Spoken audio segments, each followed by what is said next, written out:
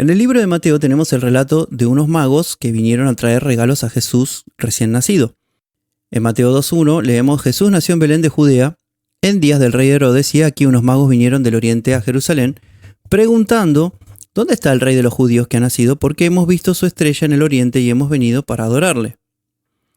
Y en Mateo 2.11 leemos: cuando entraron en la casa, vieron al niño con María su madre, y postrándose le adoraron. Entonces abrieron sus tesoros y le ofrecieron presentes de oro, incienso y mirra.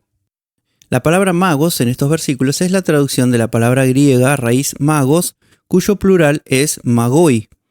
El léxico griego de Bauer-Danker, por ejemplo, nos dice que esta palabra, en una de sus acepciones, se usaba en referencia a hombres sabios y sacerdotes de Persia que eran expertos en astrología, interpretación de sueños y otras artes ocultas.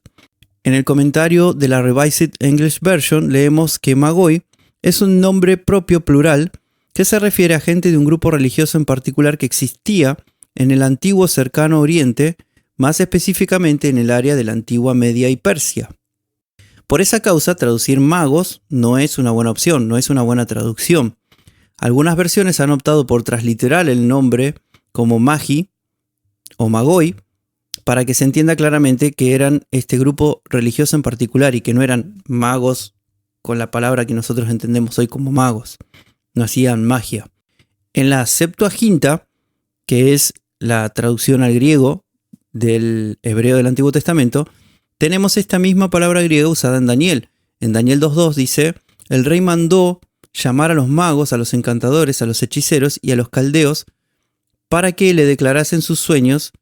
Vinieron y se presentaron delante del rey. La Biblia nos cuenta que luego de que Daniel interpretara un sueño a Nabucodonosor, que nadie había podido interpretar, él fue puesto sobre todos los sabios de Babilonia. Y en Daniel 2.48 leemos: entonces el rey engrandeció a Daniel y le dio muchos y grandes regalos, le dio dominio sobre toda la provincia de Babilonia y le hizo intendente principal de todos los sabios de Babilonia. Así que es posible que Daniel entrenara a parte de este grupo de magi o magoi y fueran ellos los que estaban esperando la venida del Redentor. Esto no lo podemos saber a ciencia cierta porque no lo dice la Biblia, pero conectando estas partes podríamos tener un argumento razonable de que Daniel entrenó a esta gente. Estos sabios dijeron haber visto la estrella del rey de los judíos y por eso habían ido a verle. Esto no quiere decir que hubo una estrella que se movía y los guió hacia Jesús, sino que ellos eran estudiosos de las señales de Dios en el cielo y supieron que había un evento importante y que el rey prometido había nacido. No vamos a entrar en detalles en esto ahora porque la idea de la enseñanza acá es centrarnos en los regalos que hicieron estos magoi o magi. Además, en Mateo 2.12 vemos que ellos al volver siguieron otro camino advertidos por revelación, por lo cual es evidente que tenían una conexión y relación con Dios. ¿Cuántos eran estos magi, estos sabios? La Biblia nos dice que estos magi trajeron 3 regalos a Jesús: oro, incienso y mirra, pero en ningún momento se dice que eran solo 3 personas. La tradición ha hecho creer a un montón de gente que estos magi eran 3, pero no. La Biblia no dice que eran 3, dice que llevaron 3 regalos. Pensar que eran 3 es una suposición errónea. En aquellos tiempos, los viajes largos a través del desierto eran muy peligrosos, porque había muchos bandidos. Así que la gente solía viajar en caravanas de muchas personas, normalmente de 30 o 40 personas. Además, el versículo 3 de Mateo 2 nos dice que cuando ellos llegaron a Jerusalén, Herodes oyó sobre ellos y se turbó también toda Jerusalén.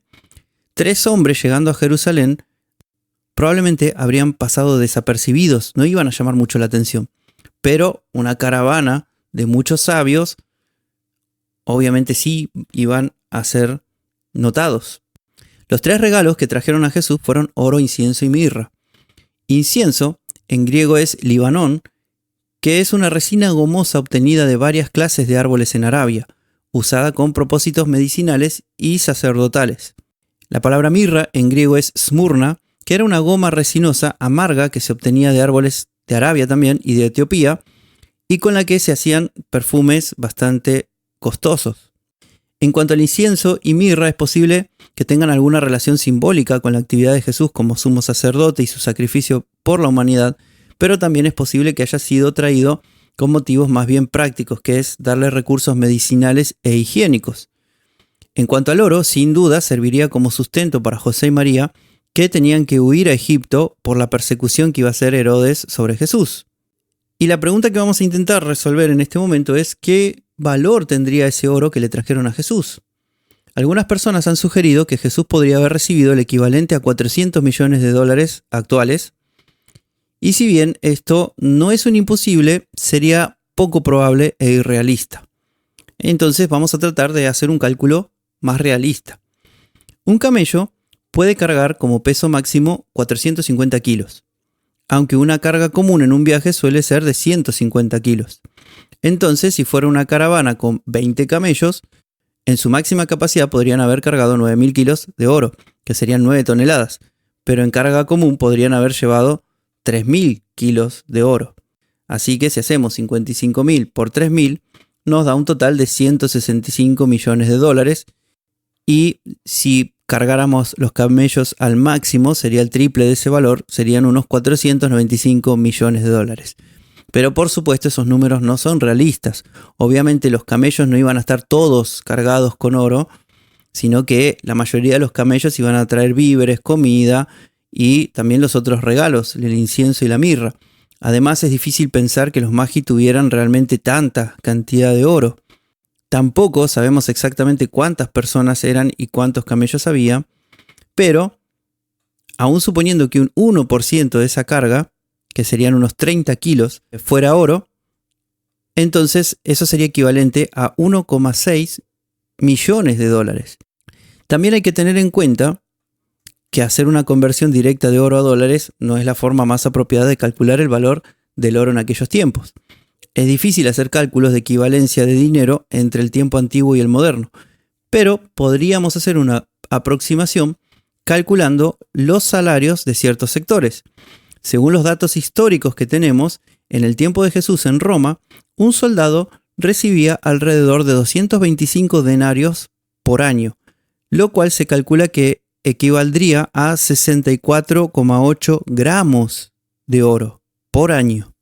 Suponiendo que los magi hubieran traído 30 kilos de oro, que se podían transportar incluso en un solo camello, ese oro hubiera pagado 463 años de trabajo de un soldado.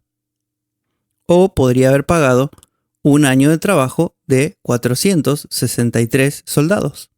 Si le hubieran traído solamente 6,5 kilos de oro, ya habrían tenido el equivalente a 100 años de trabajo de un soldado. Un soldado novato en Estados Unidos hoy cobra alrededor de $20.000 anuales. Estamos hablando de un país donde cobran bastante bien. Con ese dinero podrían hoy comprar 350 gramos de oro. Así que el sueldo de un soldado en Estados Unidos hoy es mucho más alto que de un soldado romano en aquella época. No obstante, con solo 7 kilos de oro, hoy se podrían pagar 20 años de trabajo de un soldado.